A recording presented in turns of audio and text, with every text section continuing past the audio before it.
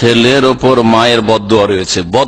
বদদুয়া যদি সে করে থাকে জায়েজ বদদুয়া, জুলুম না করে থাকে, তাহলে কবুল হওয়ার খুব সম্ভাবনা বেশি। হ্যাঁ, আর যদি জালেম মাই জালেম বাপ জালেম, অনেক সময় এরকম হয়ে থাকে।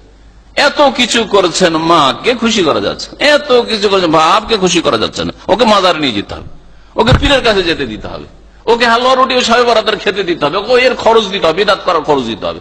তাহলে আমি একটা খুব একটু শক্ত কথা বলি, যদি চামারের দোয়ায় গরু মরে না। প্রত্যেক গ্রামের চামাররা আমাদের সাথে দোয়া করে যে গ্রামের গরুটা মরলে চামারটা খালিয়ে নিয়ে আসতাম।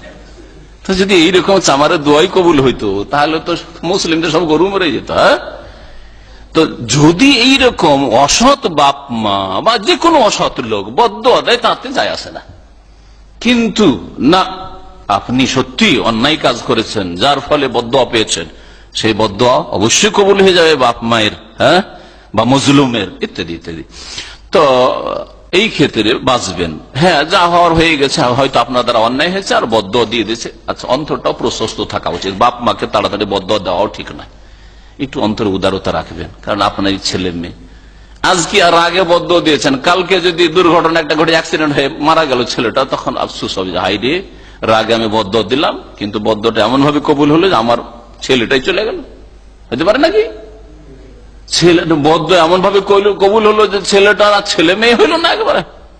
আমাদের দেশের মূর্খ বাপ মাকে দেখেছি ছোট কালে রাগে বউ মার উপরে রাগ আর ছেলের উপরে রাগ, তোর ঘরে যেন আল্লাহ কোন সন্তানই না দেয়।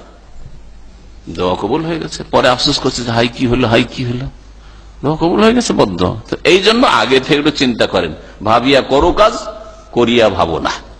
বুঝতে পেরেছেন? চিন্তা ভাবনা করে করবেন, একটু অন্তর উদারতা রাখেন যে আজকে অন্যায় করেছে, কালকে হয়তো সে তওবা করে ফিরে আসতে পারে, অথবা ফিরে আসতে পারে, দোয়া করি তার জন্য, বদদুয়া না করে হেদায়েতের দোয়া করি। নবী সাল্লাল্লাহু আলাইহি সাল্লাম অপর ছেলে মেয়ের ক্ষেত্রে না, বাপ মায়ের আত্মীয় স্বজনের ক্ষেত্রে না, হ্যাঁ, আবু হুরায়রা বংশের ক্ষেত্রে বলা হচ্ছে ধ্বংসের দোয়া করেন, ধ্বংস করে দিকে আল্লাহ দোষ কাবিলাকে। নবী সাল্লাল্লাহু আলাইহি ওয়াসাল্লাম হেদায়েতের দোয়া করছেন, কয়েকদিনের মধ্যে হেদায়েত হয়ে কয়েকশো লোক চলে আসছে, একসাথে মুসলমান হয়ে গেল। তাহলে হেদায়েতের দোয়া করলে আমাদের উদারতাও দেখাইলাম, আর ওতে আমাদের বেনিফিটও বেশি। ছেলেটা আপনার আযাব শাস্তি ভোগ না করে যদি হেদায়েত হয়ে যায়, তো কত লাভ আপনার, দুনিয়া তো লাভ, আখিরাত তো লাভ।